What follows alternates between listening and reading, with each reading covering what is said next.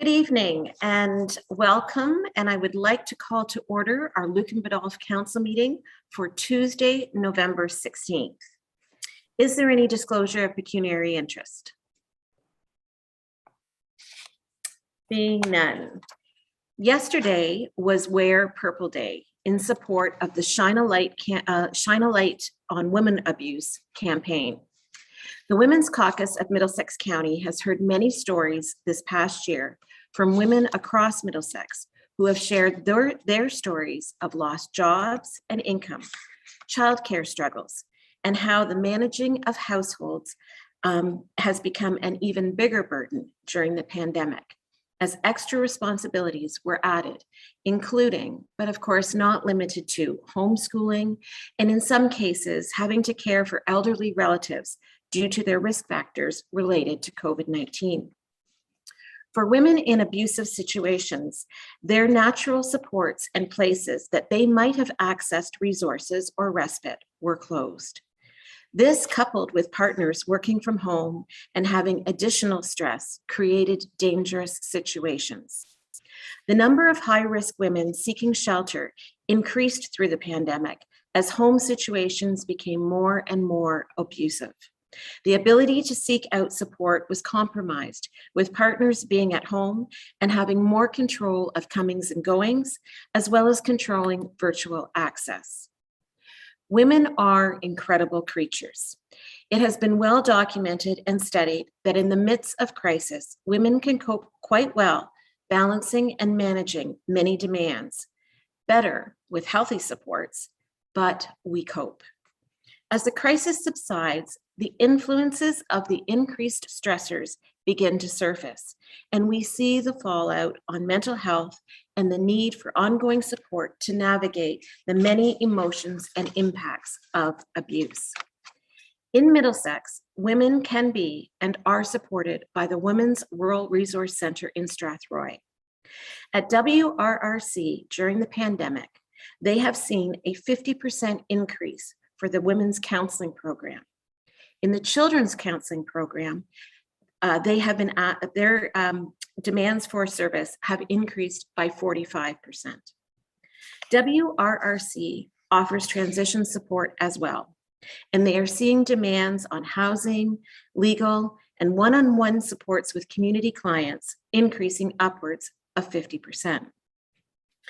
I think what is most troubling is because of ministry protocols, WRRC's shelter numbers decreased during the height of the pandemic, which begs the question, where did these women go? WRRC is now running at full capacity and is having to refer women to other shelters outside of their home communities, as requests for shelter space is far above their capacity. And this is just at the Women's Rural Resource Centre in Strathroy in Middlesex County. But it is the same story across our region, across our province, and across our country. Middlesex County, through our social services and library departments, manages community supports through our Community Navigator program. And our community navigator, Josh Smith, who was here early this year and made a presentation to our council, is an expert on all the services and programs around the county, and can be the first step in finding which service could be the best fit for someone in a vulnerable situation. Josh works out of the Middlesex County Library branches, and our library branches are safe and welcoming spaces for all. Please know you are always welcome to go to any library branch, and staff there would help make a connection with Josh if that is a more comfortable option for you. So what can you do to support women in your life? We have an upcoming provincial election. Ask your candidates who come to your door what resources they will invest in the safety of women and children. Demand that of them. If you believe a woman or a girl is in an unsafe environment, speak with her. Reach out and let her know she is not alone and that there is help. Share local resources with her. Understand the complexities of being in an abusive relationship. If you believe that a woman is in immediate danger, call 911. If you are in need of support or assistance, please reach out to our community navigator by calling 519-245-8237, extension 4030. The Women's Rural Resource Center is in Strathroy, and they have many resources available for you. If you are in crisis, please call 1-800-265-5390. Always remember, there are resources out there. You will always be supported, and you will always be heard. So we need to move into the Court of Revision for a drainage discussion for the Clandeboye Drain 2021. So I would ask, we have a motion in front of us that Council adjourn our regular meeting to sit as a Court of Revision under the Drainage Act to consider the Clandeboye Drain 2021, and that Mayor Kathy Burkhart-Jessup be appointed as chair. Can I get a mover and a seconder for that, please? Councillor Westman and Deputy Mayor Manders. All opposed? And that's carried. So with this Court of Revision, I'm going to hand it over to Jeff. Thank you, Madam Mayor. So this is Court of Revision on the Clandeboye Drain.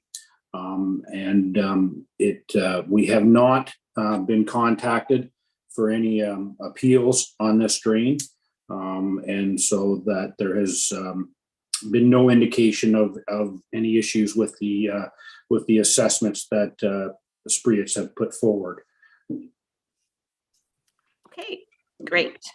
Are there any questions on this for Jeff?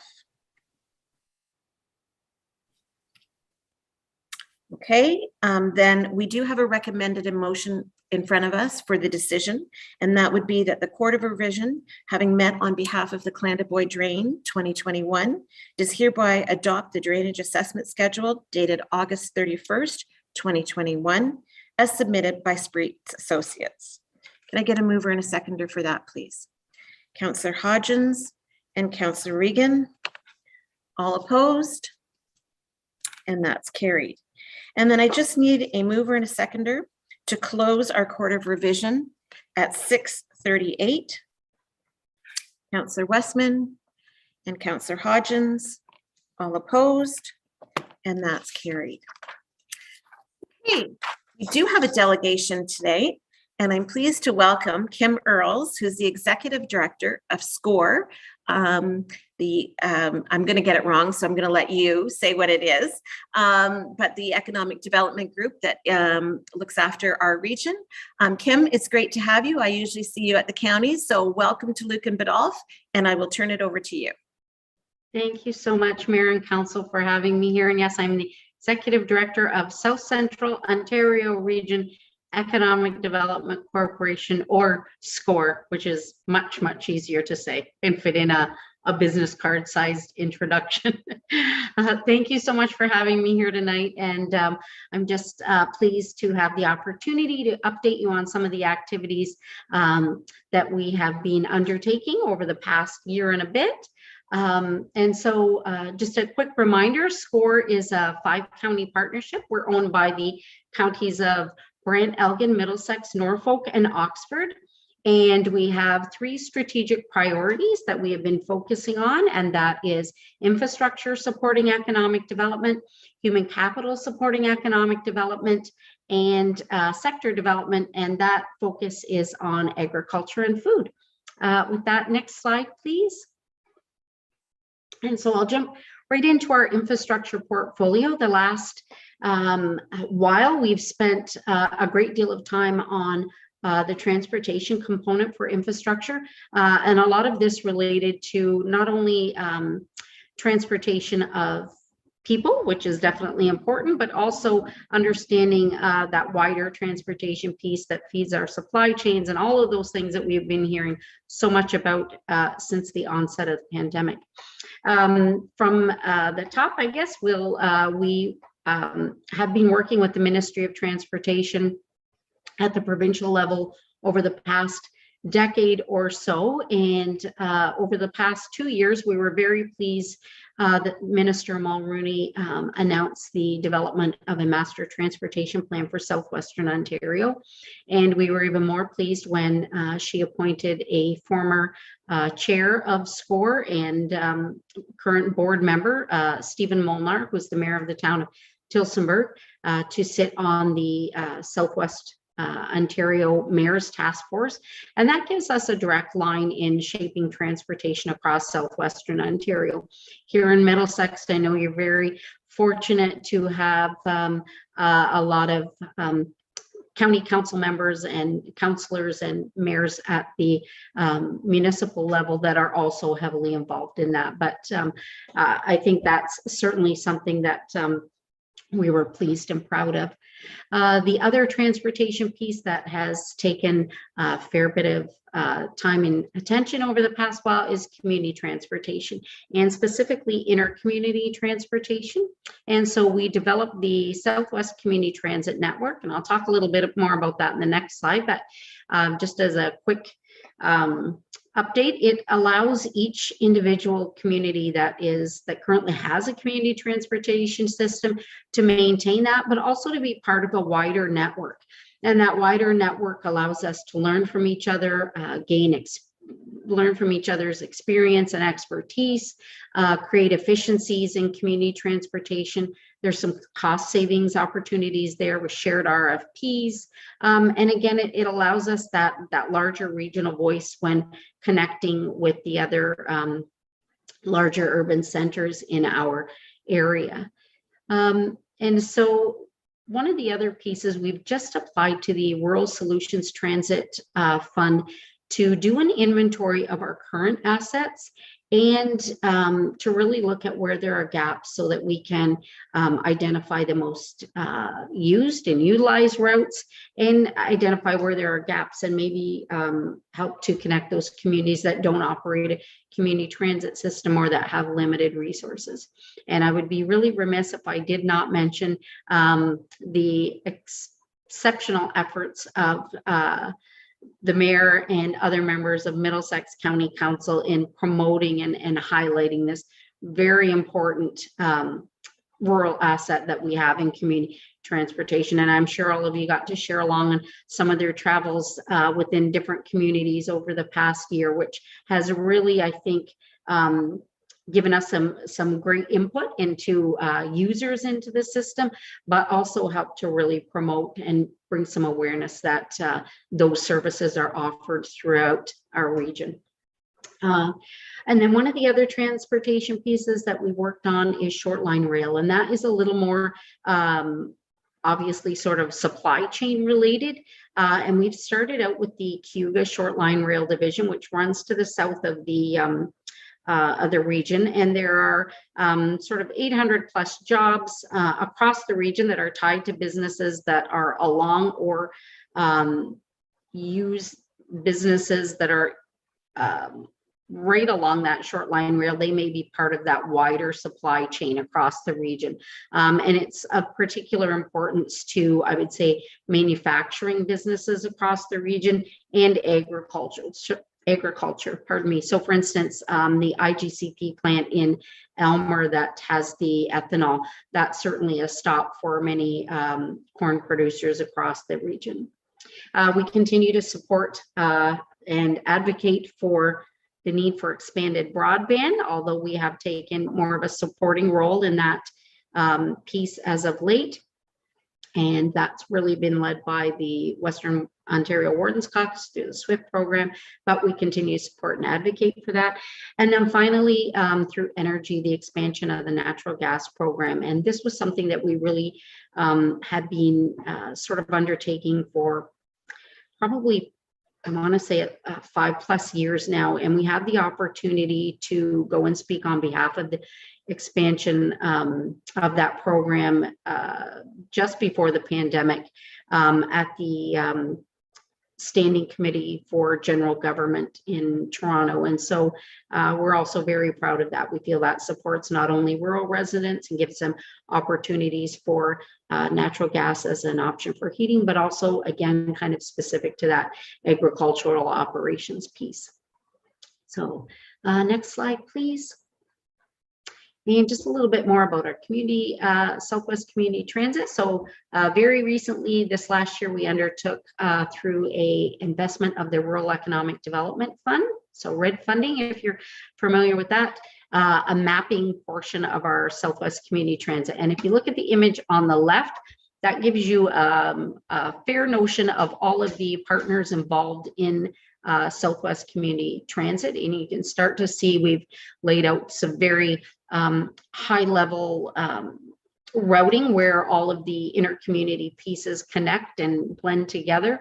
And then to the right, we were able to upload individual community routing mapping to job seeker websites. So in the case of Middlesex County, we were able to work with the Elgin Middlesex Oxford Workforce Planning and Development Board.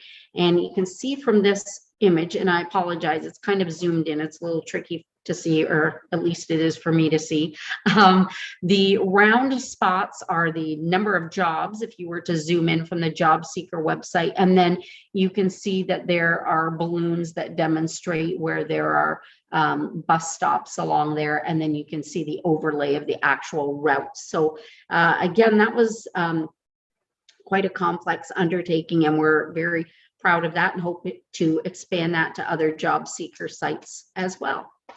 Next slide, please.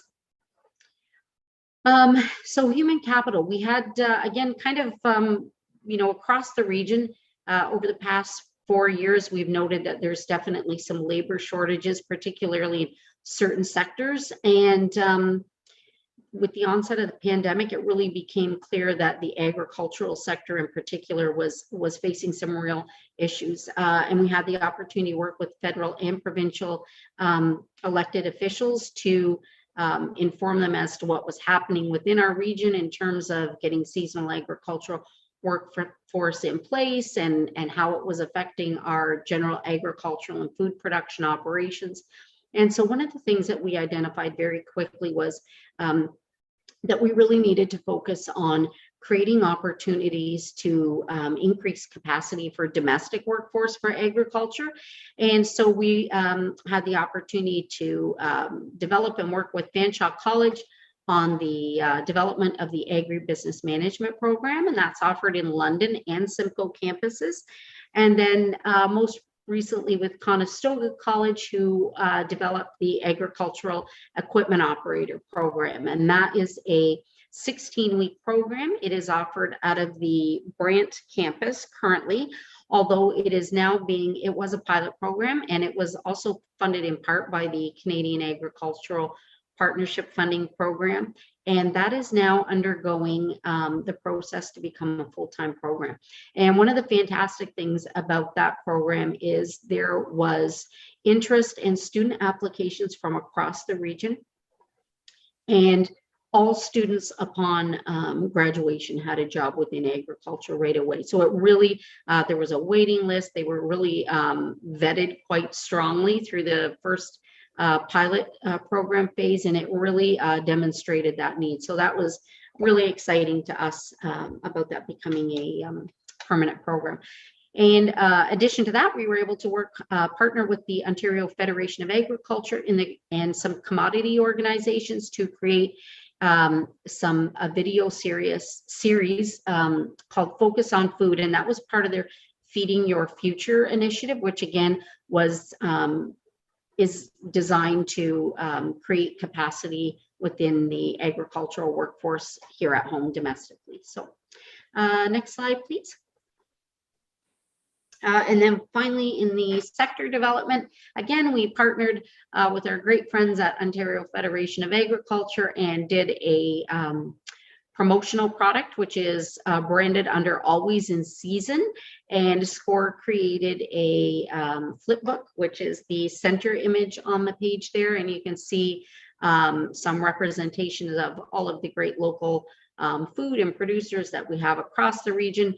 And in addition to that, we worked with 6x16, which is the youth education branch of the Ontario Federation of Agriculture.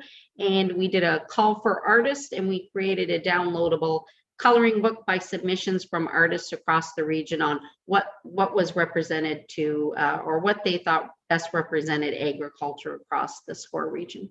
And we further supported some other projects with Food and Beverage Ontario and Western University. And the Western University project in particular was called Fresher. And that was a project that took a look at the impact of COVID-19 on retail and food sales operations across the region. Next slide, please. Advocacy and Connecting. So over the last year, we've had 25 delegations and meetings with cabinet ministers regarding issues specific to this region. We continue to build those relationships and have ongoing communications with other levels of government and other regional organizations to help address and come up with some innovative solutions to some of our issues. Again, we continue to collaborate with other organizations such as the Elgin Middlesex Oxford Workforce Planning and Development Board. And this past year, we had the opportunity to collaborate with Western Ontario Wardens Caucus Economic Development Committee. They received some funding to get access to some workforce data, and SCOR was able to assist that project in doing some data analysis and dissemination, creating reports for each of the counties and municipalities to help make economic development decisions. And finally, but certainly not least at all, is we were able to provide this last year 12 letters of support to other organizations, resulting in successful funding applications for them. And I did a quick tally on that, and the successful applicants kind of collectively received in just a little over $1 million for their specific projects that aligned with SCOR's strategy. So again, that's something that certainly the board of directors and myself are very proud of. And next slide, please. Again, just a little bit about the partnership. It is a partnership that does create some immediate value. There are, from year to year projects we can point to that we say, we've done this and we're very proud of that. We made some headway on this, but more importantly, I think that it creates a value that is cumulative over time. There's a 1 in 5 vote at the table. So there's an ability to come to consensus and move forward on areas of focus that the board decides on. We have earned a positive reputation as a region, and as a 5-county partnership that's been in place for more than a decade, I think we've really learned to have trust and really understand the interconnectedness of all of our communities and really support each other that way. And finally, that funding piece, the ability to attract funding on a regional scale to really tackle those larger projects that maybe one municipality or county would not be able to undertake on their own. Next slide, please. And finally, just this last slide to leave you with a bit of a comment that the board, and I believe everyone that SCOR has any interaction with, really firmly believes is that we have accomplished a lot as a 5-county partnership, and we've acted as good neighbors working together for the good of all. And I think that underlies all that we do and have done at SCOR. And that's my update for this evening. If you have any questions, I'd be happy to answer any of those. Thank you. Great. Well, thank you so much for that, Kim. And I do think it's important to have this update come to us because it does show what's happening in the region. And I think what we've all come to know is that we are a region that is super connected, and the projects that you are involved in certainly benefit all of us. So any questions or comments on what Kim has presented this evening? Councillor Regan. Thank you very much, Madam Mayor. Thank you very much, Kim, for that presentation. I just wanted to go back to one of the slides, number 2, with infrastructure and energy. And I'm just wondering, with respect to economic development in our region, is there any talk about expansion of energy resources, like alternative energy resources, as we move into the next 10 or 15 years? besides natural gas? Through the mayor, yes, absolutely. There are, I think that is one of the pieces that is most important to the sectors that are, I would consider our economic base, those being manufacturing and agriculture. I am regularly communicating with the IESO, which is the energy branch of Ministry of Energy. And there are certainly some opportunities within our region and just outside of our region. I mean, I think as we're moving forward, as I start to see some funding applications and some funding programs being developed, for instance, today I was just on the a webinar for Jobs and Growth Fund. And one of the parameters that they're putting even around funding related to jobs is that there be energy, they're looking for energy efficiency, climate reduction measures. So I think that is definitely something that is on everyone's radar. But if there is anything in particular that is of interest to you, or that you'd like to have some input or a further conversation about, or utilize SCOR as your regional organization, I am always happy to have that conversation and take that forward on behalf of you as a municipality, because I think that is the real advantage of SCOR, is you have the full kind of weight of the region behind your plans for your own municipality. So It's good to know. Thank you very much, Kim. Thank you, Madam Mayor. Okay. Deputy Mayor Manders. I noticed, if I heard you right, that one map that had the dots with every community looking for employees, and then I think that was a transit, where your transit goes. But I haven't seen, like, have you coordinated or talked to employers to try to, for instance, if Dashwood Industries in Strathroy, their shift is 7 to 3, that, okay, we got to strategically at least have one community and maybe promote it. Lucan pickup is 6 o'clock, so you could actually go to Dashwood Industries and Adelaide Metcalf, and then come back at the right time at end of shift. Or really, if not, that's, to me, I call in a lot of places out there, it'd be pretty meaningless, really, unfortunately. Through the mayor, if I may, yeah, and I totally understand your point. I guess where we're at right now is, I would say that services don't provide that for every or most employers at this exact time.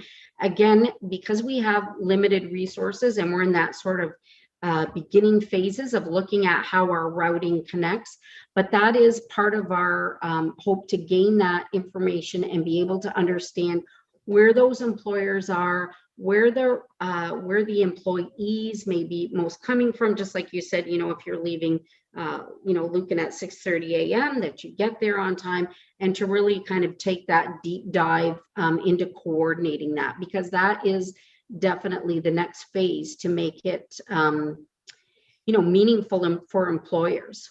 Yeah, like I think it would. Yeah, I think less routes, more meaningful. Maybe cutting off more communities, but being able to advertise in communities that don't have as many employers, that they can be picked up, bussed, and coordinate the hours of work, I think would be more meaningful. Just a comment. Thank you.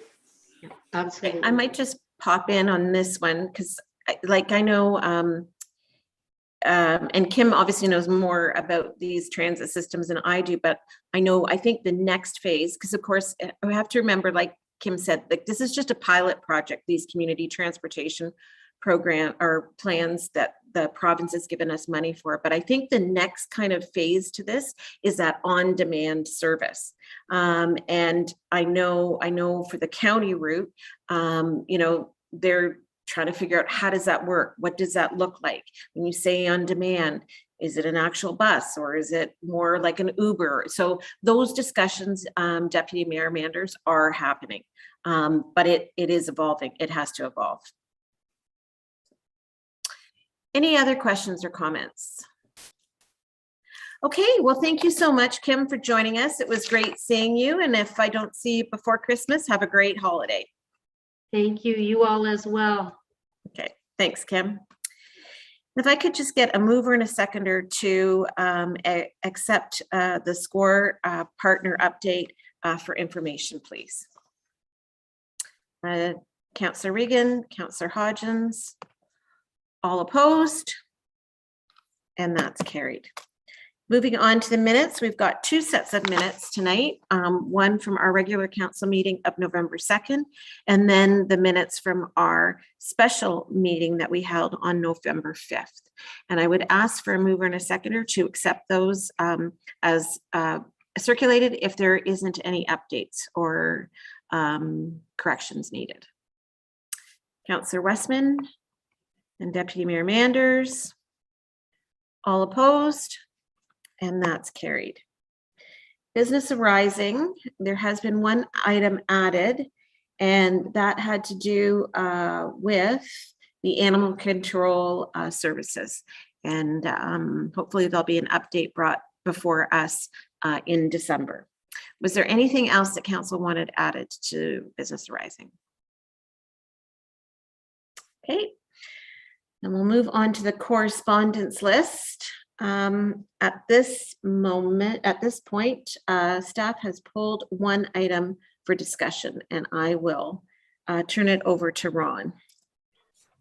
Thank you, Madam Mayor. So the item in particular is the letter from CUPE. They're requesting a third-party audit of what happened with OMERS.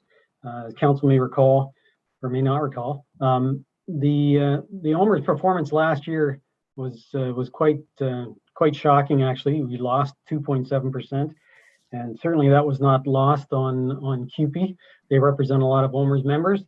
When the 2020 annual returns are compared to other large, and make no mistake, OMERS is a very large pension plan. When they compare themselves to HOOP, which is the hospital industry pension, the hospital pension plan did 11.4%. They were up 11.4%. The Ontario Teachers Pension Plan, which is another large one, was up 8.6%. The provincial one from Quebec was up 7.5%. The RBC Pension Plan Universe, which I'm not really familiar with, but that's obviously another large one, was up 9.2%. When you compare the OMERS loss of 2.7% to those, it seems rather shocking. And obviously it's not just shocking to me. There was an item attached to that correspondence section from the City of Toronto. City of Toronto is obviously quite concerned about it as well. What does surprise me, and I'm not the expert for pensions, but I don't understand the pushback or the reluctance to have a third party look at it if they have nothing to hide. It doesn't make sense to me why the pushback from AMO. AMO's comments and the comments from MEPCO really kind of surprised me as to why they're reluctant to do this. So our recommendation to council is to endorse CUPE's motion and request a third-party audit to find out what is going on. Like, I understand the latest OMERS bulletin that came out, I believe it was yesterday, said they're doing a lot better now, which is great. It is great, but something still went terribly wrong for the pension plan overall to lose 2.7%. And on the amount of money that's invested, that's a substantial loss. And I don't know how you recoup, quite possibly a 10% difference from the average of the other comparators. And I know they say, well, you can't really compare. Well, that's kind of confusing. Why can't you compare? Are you saying that, you shouldn't compare it to the teacher's pension plan? To me, it's another comparatively large pension plan. It may have a different management style, but it should still, at the end of the day, be comparable. So at the end of the day, we are recommending that council endorse the suggested motion from CUPE. So happy to take any questions. Any questions or comment on that? You talked to the other municipality, our neighbors at all? Are they putting forth the same motion? I guess just with the fact that AMO's pushing back on it, I didn't know what our neighbors were doing. Well, I can't speak for everybody else, but it certainly didn't change anybody's opinion when the response from AMO and MEPCO came out. So most of them were still in the of the mindset to endorse the QP motion. Okay, if there aren't any questions or comments, you've got the recommended motion in front of you. I'm not going to read the whole thing. I trust that you've read it. It is fairly lengthy. I'll read point number 1. I won't go into what they're asking of the review. And then I'll read the last part. So it's that the Township of Lucan Biddulph Council is calling for an immediate, comprehensive, and independent third-party expert review of OMER's investment, performance, and practices over the past 10 years, conducted by the OMER's pension plan sponsors. And then the next part is, it spells out what that review would entail. And the Township of Lucan Biddulph Council further calls on the OMER's Administrative Corporation to provide all requested data, documentation, and information required of the review panel to fulfill its mandate and establish a step-by-step plan with OMER sponsors and stakeholders to implement any recommendations set out in the review report. Can I get a mover and a seconder for that, please? I'll move that, Madam Mayor. Regan and Deputy Mayor Manders, all opposed? And that's carried. Okay, that was the only one that has been pulled out. Were there any others that we wanted to speak to? I know there's the meeting dates and ads for the school board community consultations is in there. And I know, Ron, you were at the meeting last night in Dorchester. I don't know if you're prepared to speak to that or. Madam Mayor, I can quickly summarize what there was about 10 people in attendance there, and they actually had us go through the 4 themes that they wanted to talk about. So the 4 themes were education funding, decision making, school programming, and the internet, and the importance of rural schools to our various communities. So it was quite a productive.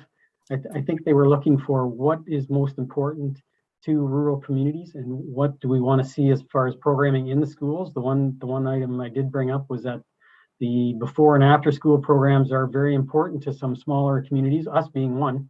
That was the only licensed daycare we actually had in our community until such time as the YMCA daycare was built at the arena. So that was an important part. We are very fortunate in Lucan Biddulph generally that most people in our community are serviced very well with internet, and certainly that's not the situation in a lot of other areas, and that really came to the forefront. There was one lady in attendance last night, lived within the urban boundary of Dorchester, and yet still had DSL, so she didn't even have high-speed internet, and she was within the village limits, so to speak, of Dorchester. So it's when you hear those kinds of things, you think, okay, how are kids doing online schooling when they can't get high speed? It's just it's virtually impossible to teach online stuff without high speed. And then that coupled with, if there's 3 different kids, there's 3 different devices going. If mom and dad are working from home, now they're up to 5 different devices. Your bandwidth is really getting stretched there. So, and I know some of our staff can attest to that as well. It does get a little tense when somebody gets frozen, and it's not a good situation. So overall, the internet's very important. Rural schools, they're trying to maintain the rural schools, but how do we do that? Obviously, finance is important. There's limited resources. We also talked about the fact that the tide may be changing as far as the exodus from rural Ontario. With COVID, the tide seems to have changed, where people are now migrating out of the larger urban centers to the smaller rural areas, as long as they have internet capacity. So anyway, we spent about 2.5 hours last night on that. So, thank you. Thanks, Ron. Questions on that? Were there any other items that you wanted to pull from the communication list? guess, just wondered, we've got the proposed general and projected levy from ABCA in there. Is there any discussion of, I know Alex has brought it up about having them come. Are they come to our municipality, or are they coming, or are they reaching out? Do you know, Councillor Westman, or do we have to do that? I think we need to reach out to them.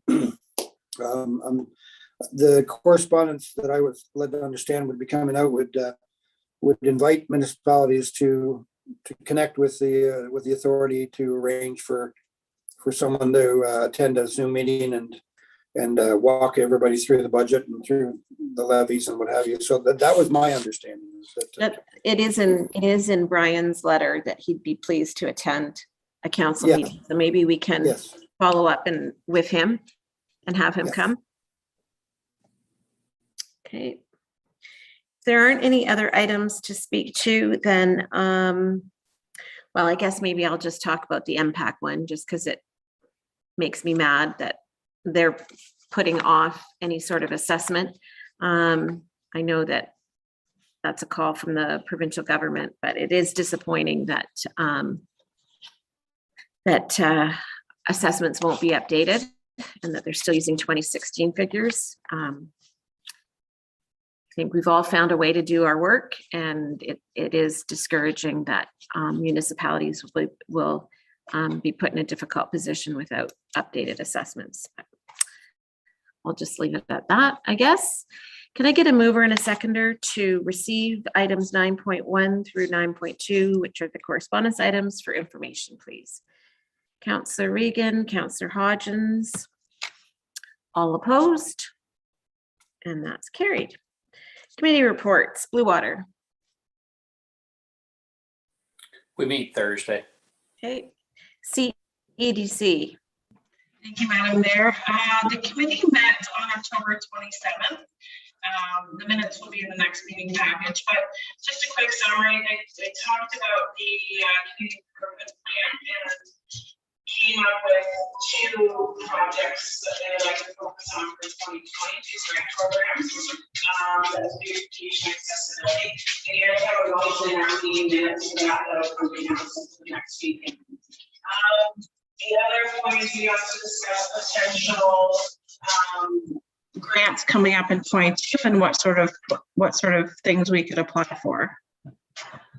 We're meeting again on November 23rd. Okay.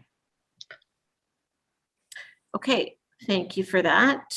Just, I don't know whether it was just me, but you were just really tinny at the very beginning, Lisa. It got better as you went on. So I don't know if you moved or I don't know. That was funny.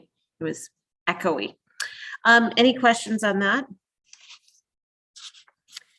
And the committee's meeting again on the 23rd, correct? That's what you said? Yeah, we'll be looking at, because there's a grant that's due December 1st. Okay. And so that's, we'll be looking at what things we can apply for. Okay, sounds good. Fire boards.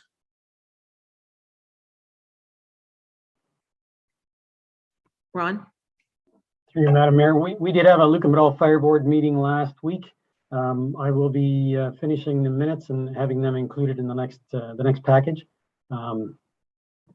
Did you want me to sort of? No, that's fine. Yeah, we can deal with that at the next meeting when the minutes are out. So. Yep. As far as the Biddulph Blanchard Fire Board meeting, it is scheduled for next Wednesday at 6:30. Okay. ABCA and Upper Thames. I believe Councillor Westman said before we went on the air that you didn't have anything, but maybe I'm wrong. No, we not. We have our ABCA on Thursday, and next Tuesday will be Upper Thames. So. Okay, great. Thank you. Parks and Recreation. Thank you to you, Madam Mayor.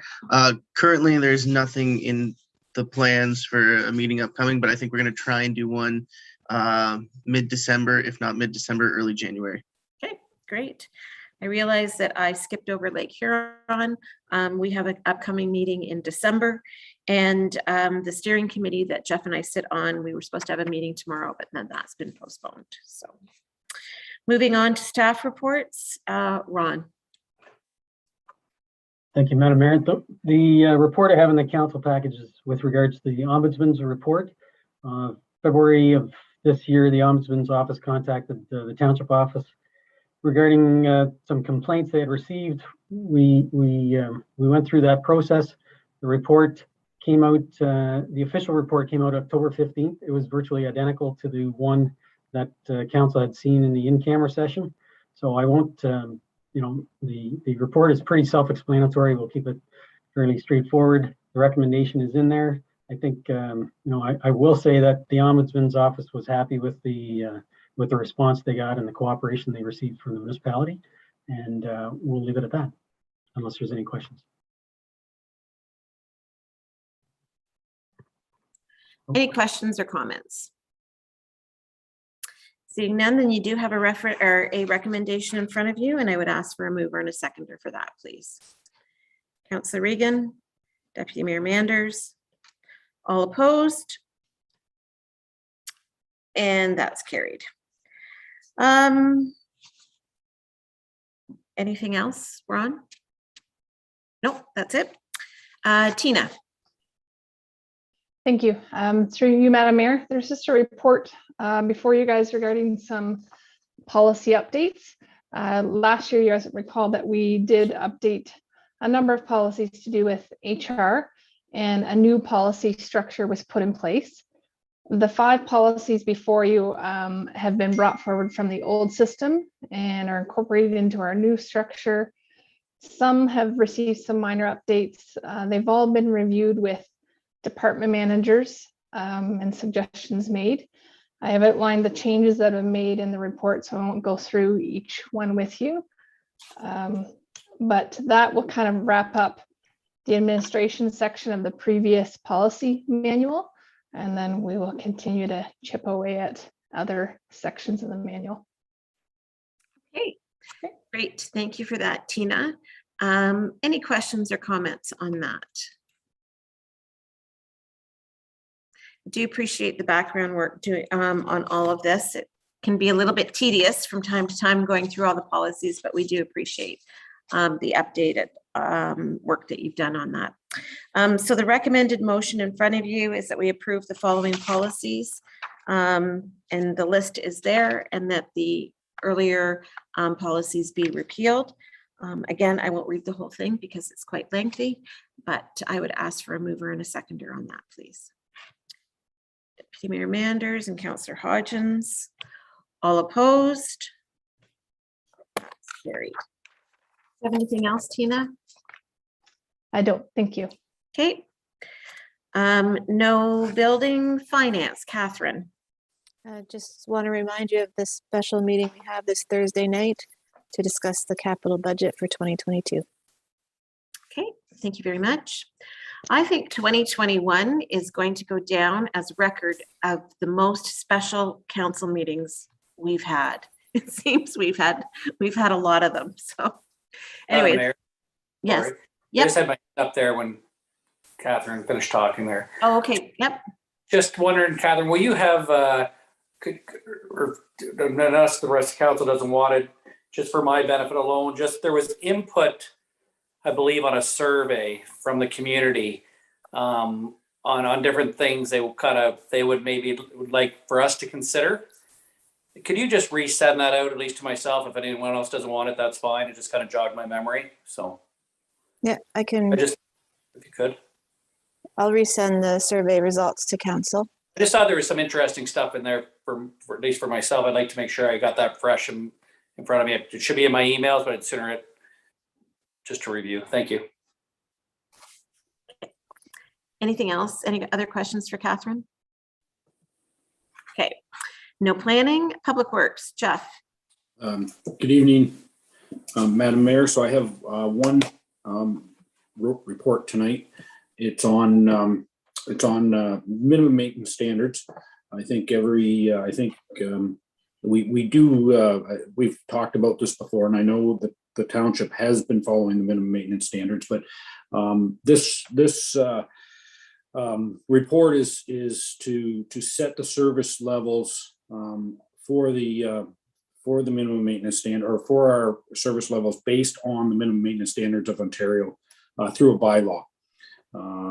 By doing this, it allows us to legally defend our level of service if there's a problem that arises legally to it. The minimum maintenance standards we have been following. I think we're aware that it covers everything from roads to bridges to sidewalks, and talks about potholes and patrolling and that sort of thing. So unless it's really nothing to affect the budgets, it's nothing that we're not doing already. So I would leave it at that. And open it to council for any questions that they have on minimum maintenance standards or the bylaw. Okay. Thank you for that, Jeff. Questions?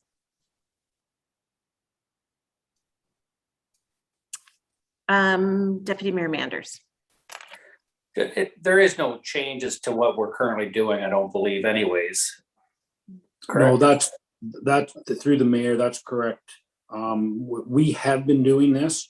Yeah. This is more of a legal, this allows it to be legally defined. And when we talk about minimum maintenance standards, that's a level that was set by the ministry. It allows us to compare ourselves everywhere from say Kenora to Kingston to Windsor, small or big. It helps define us as municipality service levels. So this is exactly what we have been doing. It just legally sets it through a bylaw. Yeah, no, and I just wanted to reassure, I guess, our residents that this wasn't lowering our standards, that we were any higher before. So no, thank you. Okay, so the motion in front of us is that council adopt Ontario Regulation 239, Section 2 for minimum maintenance standards and pass the implementing bylaw. Can I get a mover and a seconder for that, please? Councillor Westman, Councillor Regan, all opposed? And that's carried. Did you have anything else, Jeff? Just one quick update. Our bridge is almost complete. The new bridge over on Roman Line, the structure itself is in place. The road is being worked on to get it opened back up. It looks good. There's been no issues, even though we've had some pretty good rains come through while they were building it. So I'm hoping that we can have the road open back up for December. So because winter will set in and it's a lot easier to maintain the roads without closures. So that's good news. And I will let council know and bring some pictures forward once we get everything finished up there and get it opened up. So Great. Thank you for that. Any questions for Jeff? Okay, Parks and Rec, Paul. Thank you through you, Madam Mayor. I don't have any reports in front of council this evening. Just a quick update for council. Everything seems to be business as normal back at the community center. It's nice. Everything's full and busy, and we got free skates. We have parent and tot skates. We have puppy yoga, volleyball, pickleball. It kind of seems like everything's kind of more normal around here. It's been nice and very busy. So I just open up to council if they have any questions for Parks and Rec. Great. Thank you for that, Paul. Any questions for Paul?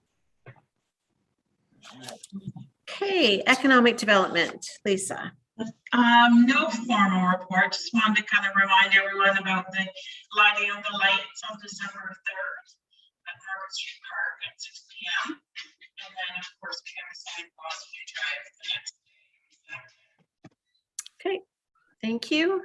Any questions for Lisa? Do you have your hand up, Dave? Yes, you do. Oh, Lisa, you're gonna have to replay this video when you were speaking. You're Kathy to believe it. That's all. Thanks, because it's weird. Your last time when you talked, your first 3 minutes or so was very echoey, and then you got better, and then just now you're echoey, but you could just make out what you're saying. But anyways, I'm not sure why. Thanks. Okay. Thank you. That was clear. All right, any other questions for Lisa?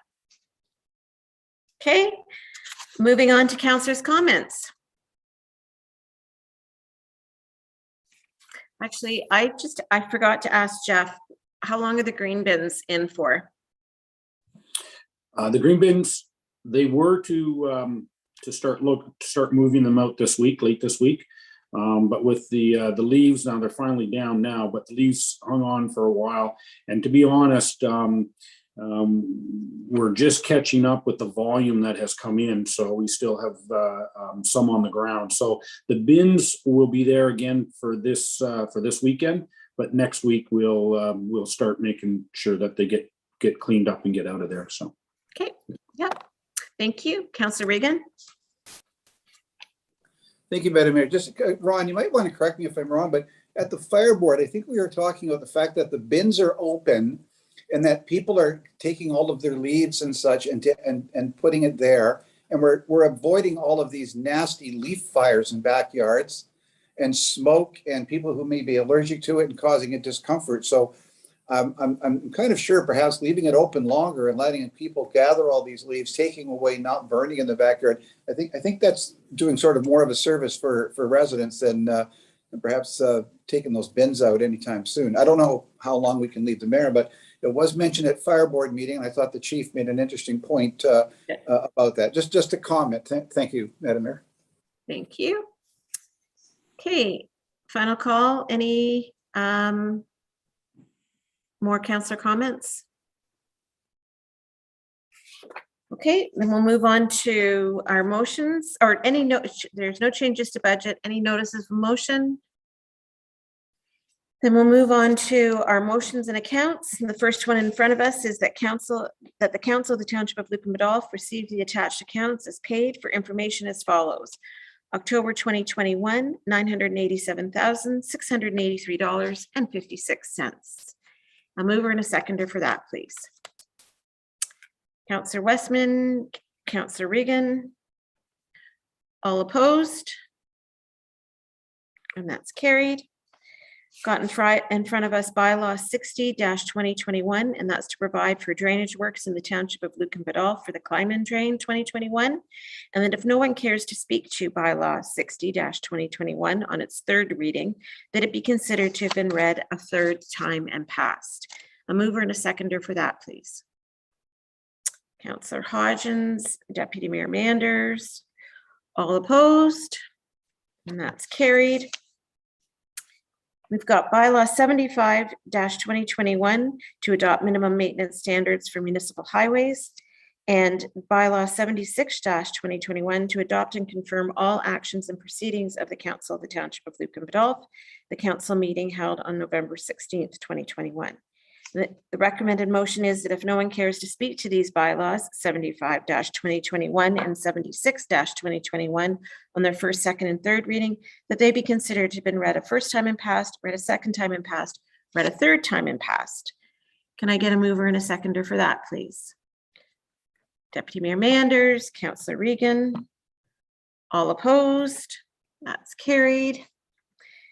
And that the council meeting be adjourned at 7:29. A mover and a seconder, please. Councillor Hodgins and Councillor Westman. All opposed? That's carried.